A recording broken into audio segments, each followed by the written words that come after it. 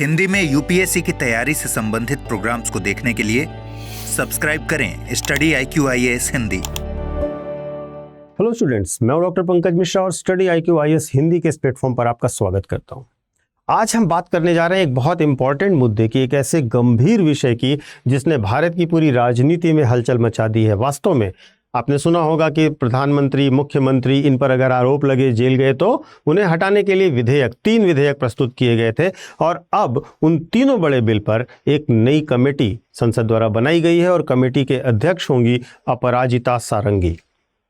ये बिल केवल कानून नहीं बल्कि देश में लीडरशिप अकाउंटेबिलिटी, पॉलिटिकल एथिक्स के साथ साथ फेडरलिज्म यानी कि संघवाद के मुद्दे को भी टच करते हैं और इसको इसी तरह से हम समझेंगे क्योंकि ये तीनों एंगल्स को, चाहे हम नेतृत्व के उत्तरदायित्व की बात करें, चाहे राजनीतिक मूल्यों की बात करें या केंद्र राज्य संबंधों की बात करें, ये तीनों विधेयक इस पूरे के पूरे मामले को रीडिफाइन करते हैं, इन तीनों एंगल को रीडिफाइन करते हैं। आज के वीडियो में सबसे पहले तो हम समझेंगे कि ये बिल्स क्या हैं, इन बिल्स के बारे में क्या क्या चीज़ें कही जा रही हैं और इन बिल्स में क्या मेजर प्रावधान है, अपराजिता सारंगी समिति क्यों महत्वपूर्ण है और इसके साथ साथ 30 दिन की जेल से अगर रिमूवल होने लगा तो यह क्या संवैधानिक रूप से सही है, क्या यह संवैधानिक रूप से उचित है और इसके साथ साथ इसमें राजनीति का क्या मुद्दा है, विपक्ष और पक्ष इसके बारे में क्या कह रहे हैं और साथ ही साथ इस वीडियो में आप जानेंगे कि संविधान, नैतिकता और यूपीएससी रेलेवेंस, इन सब के लिए हम शुरू करते हैं आज का टॉपिक। 3 विवादित बिलों पर अपराजिता सारंगी समिति का गठन, ये पार्लियामेंट्री पैनल गठित किया गया है, द हिंदू की न्यूज़ है। सबसे पहले मैं आपको अपना टेलीग्राम चैनल बता देता हूं, यूपीएससी मेंटोर पंकज सर, इसे ज्वाइन कर लीजिए क्योंकि यहां पर आपको मेरे सारे वीडियोस के लिंक मिल जाएंगे और साथ ही साथ आपको जब भी कभी सलाह, सहायता इत्यादि की जरूरत होगी वह भी उपलब्ध होगी। अब बात करते हैं कि मुद्दा क्या है, मुद्दे को समझिए। देखिए, संसद में हाल ही में 3 विधेयक प्रस्तुत किए गए थे जिनका उद्देश्य था कि अगर प्रधानमंत्री, मुख्यमंत्री या कोई भी मंत्री जिन्हें गंभीर आपराधिक आरोपों के कारण 30 दिन तक जेल में रहना पड़े तो उन्हें पद से हटाया जा सकता है।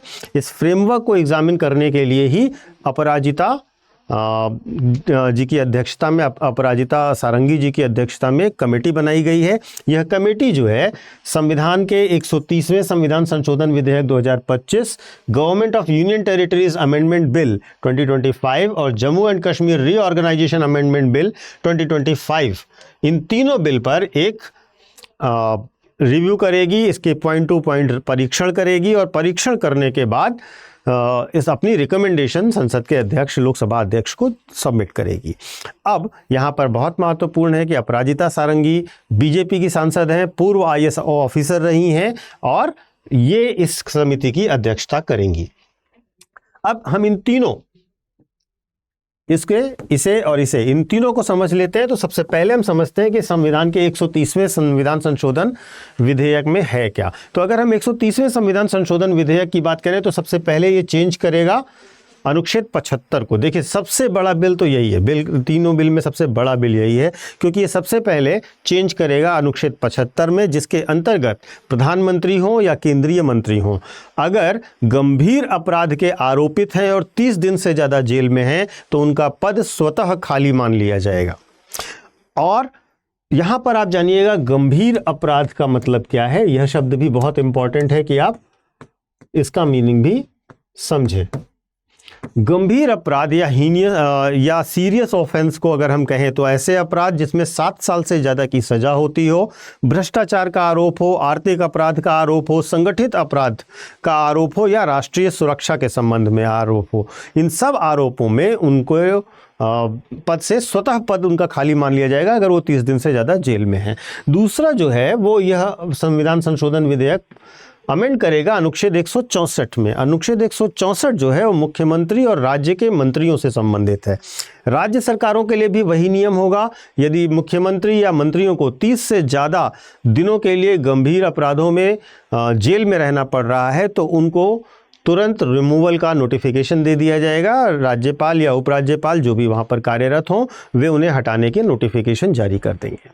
इसी के साथ साथ अगर हम देखें तो अनुच्छेद 239A में भी संशोधन होगा। 239A दिल्ली से संबंधित है, दिल्ली के मुख्यमंत्री से संबंधित है और दिल्ली के मुख्यमंत्री और मंत्रियों पर भी यही नियम लागू होगा। इसी के साथ साथ अगर हम देखें तो हटाने की प्रक्रिया क्या होगी वह भी समझिएगा। केंद्र में अगर हम हटाने की बात करें तो राष्ट्रपति हटाएंगे, राज्यों में राज्यपाल हटाएंगे, संघ शासित क्षेत्रों में उपराज्यपाल हटाएंगे, उसके लिए नोटिफिकेशन जारी होगा और रिमूवल तुरंत लागू होगा। इसका बाद में जुडिशियल रिव्यू किया जा सकता है, ध्यान रखिएगा, इसका न्यायिक समीक्षा हो सकता है बाद में, लेकिन पद को तुरंत खाली माना जाएगा। यह एक बहुत महत्वपूर्ण मुद्दा है, इस पर अभी हम डिस्कस भी करेंगे। इसके साथ साथ जो दूसरा बिल है वो है government of union territories amendment bill 2025। देखिए, यूनियन टेरिटरीज का जो गवर्नेंस स्ट्रक्चर है, जो प्रशासनिक ढांचा है, वो राज्यों से अलग है और इसीलिए यह बिल अलग से लाया गया है। इसमें बहुत सारी चीज़ें कही गई, जैसे क्लॉज 1 जो है वो डेफिनेशन अपडेट करता है, जिसमें मिनिस्टर्स की परिभाषा बदली गई है ताकि उन पर हटाने जाने वाला नियम लागू हो सके। दूसरा इसका जो बड़ा चेंज है वो एलजी को ज़्यादा अधिकार देगा। यदि कोई यूनियन टेरिटरी का मंत्री 30 दिन से ज़्यादा जेल में है तो एलजी उसे तुरंत हटा सकते हैं। तीसरा बड़ा क्या है, पुडुचेरी एक स्पेशल केस की तरह ट्रीट होगा। यहाँ पर सीएम लेड यूटी को भी इस नियम में शामिल किया गया है और इसके साथ साथ एडमिनिस्ट्रेटिव कॉन्टिन्यूटी के लिए प्रशासनिक पंगुता ना आ जाए, इसलिए इंटरिम पीरियड में चीफ सेक्रेटरी को पावर दी गई है अलग से कि वो कार्यवाहक जो भी कार्य है वो करते रहेंगे। इसके साथ साथ असेंबली इंफॉर्मेशन का भी इसमें रूल है, नियम है कि यूनियन टेरिटरी की लेजिस्लेटिव असेंबली को रिमूवल की सूचना देना अनिवार्य होगा। अब तीसरा इसमें जो बिल है वो है Jammu Kashmir reorganisation amendment bill, क्योंकि जम्मू कश्मीर भी एक स्पेशल केस है। अब जम्मू कश्मीर, पहली बात तो ये है कि संवेदनशील क्षेत्र है, वहाँ पर सिक्योरिटी की प्रॉब्लम है, टेररिज्म की प्रॉब्लम है, फेडरल कंट्रोल वहाँ पर रखना है और पॉलिटिक्स तो है ही है जो है। अब यहाँ पर कुछ मेजर क्लॉजेस क्या हैं। सबसे पहली चीज़ ये है कि जो मुख्यमंत्री को हटाने की प्रक्रिया है वहाँ पर जम्मू कश्मीर के सीएम अगर सीरियस ऑफेंस में 30 से ज़्यादा दिन के लिए जेल में हैं तो उन्हें हटाया जा सकता है। लेकिन यहाँ पर इम्पॉर्टेंट ये है कि जम्मू कश्मीर के केस में जम्मू कश्मीर हाई कोर्ट को तेज़ी से सुनवाई करने का अधिकार दिया गया है, यानी कि फास्ट ट्रैक रिव्यू का ऑप्शन दिया गया है। तीसरा, एलजी जो है उनके पास कुछ एक्स्ट्रा ऑर्डिनरी यानी कि असामान्य शक्तियां हैं। सीएम के बाद जो केओस होगा उसको खत्म करने के लिए एलजी ट्रांजिशनल गवर्नेंस भी बना सकते हैं। वहां पर ये एलजी की एक अलग से स्पेशल पावर है। चौथा क्लॉज जो है वो एंटी टेरर स्पेशल क्लॉज है कि टेरर लिंक्ड ऑफेंसेस में जो रिमूवल थ्रेशोल्ड है वो 30 दिन का नहीं है, वो 15 दिन अगर जेल में है तो भी हटाया जा सकता है। तो जम्मू कश्मीर एक स्पेशल केस बन जाएगा जहां पर 15 दिन में ही हटाया जा सकता है अगर वो जेल गए, और ये सबसे विवादित मुद्दा है। अगला क्लॉज ये है कि सिक्योरिटी लिंक डिस्क्वालिफिकेशन, अगर यूएपीए जैसी धाराएं हटाने की प्रक्रिया को तेज बनाएंगी। अगर यूएपीए जैसे आरोप के अंतर्गत मुख्यमंत्री को गिरफ्तार किया गया है तो और भी तेजी से उन्हें हटाया जा सकता है। तो आपने देखा इन तीनों बिलों में अलग अलग तरीके से प्रावधान किए गए हैं जो कि जो भ्रष्टाचार के आरोप या किसी भी प्रकार के गंभीर अपराध के आरोप में अगर गिरफ्तार किया गया है मुख्यमंत्री या कोई मंत्री तो उसे ऑटोमेटिकली कैसे हटाया जा सकता है। इस पर बहुत विवाद हुआ था जब ये बिल पेश किए गए थे। विपक्ष बहुत ही इसको लेकर के हो हल्ला और क्वेश्चंस कर रहा था, तो इसीलिए संसद ने अपराजिता सारंगी समिति का गठन किया है। ये फॉर्मर आईएएस ऑफिसर रही हैं, पॉलिसी मेकिंग में और एक्सपीरियंस में भी बहुत अच्छी हैं, इनकी क्रेडिबिलिटी भी है समाज में। एनडीए जो ये कमेटी बनाई गई उस कमेटी की खास बात यह है कि ये 31 मेंबर की कमेटी है। ठीक है, इसमें 31 सदस्य हैं और इन 31 सदस्यों में से 26 सदस्य जो हैं वो एनडीए के हैं। तो अब विपक्ष का कहना यह है कि कमेटी में तो हमारे होने का कोई मतलब ही नहीं है, पहले ही कमेटी बायस्ड बनाई गई है, पूरा का पूरा बहुमत एनडीए के साथ है, तो हमारा तो वहां पे कुछ होना ही नहीं है। दूसरा, कमेटी की जो शक्तियां हैं वो बिल का क्लॉज बाय क्लॉज एग्जामिनेशन करना और अमेंडमेंट तैयार करना है, एक्सपर्ट ओपिनियन लेना है, जुडिशियल प्रेसिडेंट्स, कॉन्स्टिट्यूशनल स्क्रूटनी, ये सब चीज़ों को देखेगी ये कमेटी। सबसे बड़ा सवाल बस यहाँ पर विपक्ष यही उठा रहा है कि अगर कमेटी में एनडीए के पास इतना बहुमत है तो यह कैसे निष्पक्ष होगी, और यहाँ पर निश्चित तौर पर निष्पक्षता पर प्रश्न उठाए जाएंगे। सरकार का तर्क यह है कि सरकार इन विधेयकों को लेकर आई है राजनीति को साफ करने के लिए, अपराध मुक्त प्रशासन को स्थापित करने के लिए, नैतिक नेतृत्व को स्थापित करने के लिए और बेहतरीन गवर्नेंस देने के लिए। जबकि विपक्ष ये कह रहा है कि पॉलिटिकल वेंडेटा होगा इसके थ्रू। 30 दिन बहुत कम समय है। सीएम या केंद्र के द्वारा जो उपराज्यपाल के द्वारा के माध्यम से संघ शासित क्षेत्रों के सीएम है उनको हटाने का एक प्रकार से इन कानूनों के द्वारा इनडायरेक्ट पावर दे दिया जाएगा और ईडी और सीबीआई का मिसयूज होगा। इन सब मुद्दों और इन सब न्यूज़ हेडलाइंस के साथ मैं जो सबसे मुद्दा पॉलिटी और गवर्नेंस के हिसाब से उठाना चाहूँगा वो है फेडरलिज्म का मुद्दा, संघवाद का मुद्दा। इस बिल के द्वारा भारतीय संघवाद की वास्तव में एक कठिन परीक्षा ली जाएगी। गवर्नर्स की पावर्स बढ़ जाएंगी, सेंटर स्टेट रिलेशंस प्रभावित होंगे। अगर सीएम हटेगा तो सरकार गिर जाएगी और यानी एक तरीके से बिना किसी लीगल प्रोविज़न से पूरे तरीके से इसको पॉलिटिकली मिसयूज़ किया जा सकता है।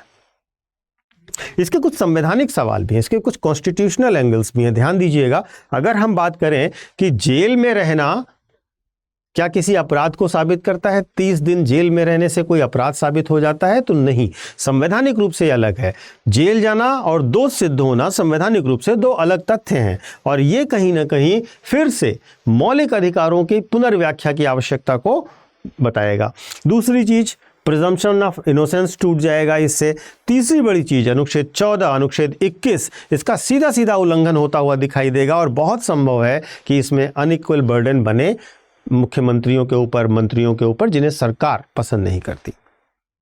मिसयूज होने की पॉसिबिलिटी पूरे तरीके से है, खारिज तो नहीं किया जा सकता है। जुडिशियल ओवररीच और एग्जीक्यूटिव ओवररीच को कहीं ना कहीं ये आगे बढ़ाएगा और ये दोनों ही संभावना, यह विधेयक, ये तीनों बिल लेकर के आते हैं। देखिए, तीनों बिल और ये अपराजिता सारंगी समिति मिलकर भारतीय लोकतंत्र को एक नया आर्किटेक्चर देने की कोशिश करेंगी। आपको ध्यान ये देना है कि गवर्नेंस के हिसाब से देखें और बाय वर्ड्स अगर हम जाएं तो यह एक बहुत अच्छा कदम है। लेकिन अगर हम देखें पास्ट एक्सपीरियंसेस को तो पॉलिटिकल मिसयूज की संभावना को नकारा नहीं जा सकता है। अब यह कमेटी संतुलन कैसे मेंटेन करेगी, यही सबसे बड़ा प्रश्न होगा। क्या यह बिल नैतिक राजनीति को मजबूत करेगा अथवा भारत की राजनीतिक शक्ति में एक नया खेल है जो केंद्र सरकार शुरू कर रही है? आप अपने विचार इन दोनों प्रश्नों के हिसाब से कमेंट में अवश्य दीजिएगा। मुझे उम्मीद है आपके कमेंट्स मुझे और अच्छा सोचने के लिए विवश करेंगे। आगे बढ़ते हैं। मैं आपको एक अनाउंसमेंट करना चाहता हूं कि 2026 के लिए जो बच्चे SIP हमारा ज्वाइन करना चाहते हैं उनके लिए एक बहुत बड़ी गुड न्यूज़ है। SIP क्या है? SIP success in prelims batch है जिसमें हम प्रीलिम्स फोकस्ड बैच देंगे। अगले 200 दिनों में आपकी पूरी तैयारी with revision, with test series, subject wise test, complete test and mentorship के साथ पूरी तैयारी करवाएंगे जिसमें अपडेटेड मटेरियल इंक्लूडेड होगा। महत्वपूर्ण ये है कि ये लर्नर्स डे सेल चल रही है हमारे यहाँ और ये चलेगी 15 नवंबर तक। इसमें अगर आप ज्वाइन करते हैं तो आपको बहुत ही मिनिमम फीस पर यह पूरा बैच मिल जाएगा। आपको करना क्या है, आपको डिस्क्रिप्शन बॉक्स में दिए गए लिंक, आपको लिंक भी मिल जाएगा, वहाँ पर लिंक पे क्लिक करिए। क्लिक करके हमारे SIP बैच के फीचर्स को देखिए। उसके बाद जब आप ज्वाइन नाउ पे जाएंगे तो आपसे कोड मांगेगा और वहाँ पर आपको एक कोड इस्तेमाल करना है और वो कोड है PK Live। इस कोड का इस्तेमाल करते ही आपको मैक्सिमम डिस्काउंट मिल जाएगा और उस मैक्सिमम डिस्काउंट के साथ आप इस कोर्स को शुरू कर सकते हैं। दूसरी खास बात, जो बच्चे 2027 के लिए या 2028 के लिए UPSC की तैयारी करना चाहते हैं उनके लिए भी ये लर्नर्स डे सेल का ऑप्शन अवेलेबल है। आप लोगों को क्या करना है, सेम डिस्क्रिप्शन बॉक्स में जाइए, बैच पर क्लिक करिए और वहाँ से सारी डिटेल्स देखिए। सबसे इंपॉर्टेंट क्या है, आपको भारी डिस्काउंट दिया जा रहा है। कब? जब आप PK Live कोड का इस्तेमाल करते हैं और यह सेल कब तक है? 15 नवंबर तक। इसलिए इसको देर मत कीजिए, जल्द से जल्द ज्वाइन कीजिए और साथ ही साथ अपने IAS बनने के सपने को पूरा कीजिए। क्लासेस में मिलते हैं। Thank you so much. Hindi में UPSC की तैयारी से संबंधित प्रोग्राम्स को देखने के लिए सब्सक्राइब करें स्टडी IQ IAS हिंदी।